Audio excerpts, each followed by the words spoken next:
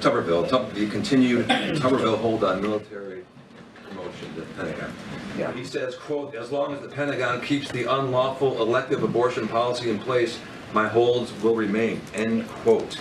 That said, will the Pentagon rescind that policy to move those nominations through? I don't speak for the Pentagon anymore. I'm here now, so I'd refer you certainly to my Pentagon colleagues. That said, they have spoken to this many times.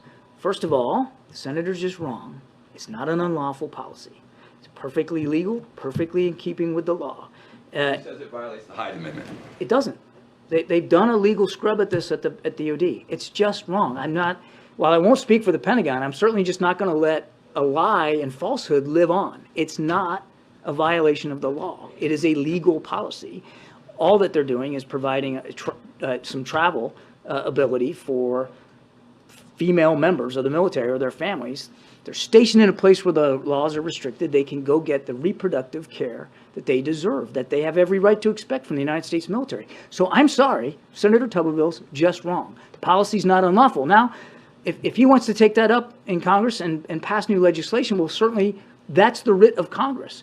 But nothing that the Department of Defense or Secretary Austin is doing is unlawful. Nothing. If the national security is truly at risk, as the administration says, then isn't keeping that abortion policy in place, in effect, superseding national security? How? I'm not sure I understand. You want to get the nominations through, right? You take back the policy. Oh, so the suggestion is that we should just turn our backs. No, I get it. I didn't say it was yours. But the suggestion is we should just turn our backs on 1 in 5 of every person in the United States military, let alone their family members, just so we can get these officers confirmed. That's the suggestion that I think you're elucidating. And that just would be an egregious violation of the covenant that we make, the military makes, with the people that sign up and volunteer. Remember this, they're volunteers. There's not conscription, there's no draft. People volunteer for this.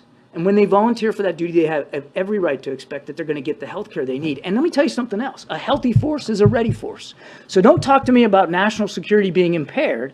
The one impairing national security is Senator Tuberville. Not only because he's depriving the military of necessary leadership in the field and at sea, but he's also willing to deprive female members of the military, 20% of the force, from necessary health care. That both is a violation of national security. My last question, how does it all end? How does it all wrap up? I can't possibly predict that, but I can tell you how I'd like it to end. I'd like it to see, and I think I speak certainly for everybody in the administration, for Mr. Tuberville to lift his ridiculous hold.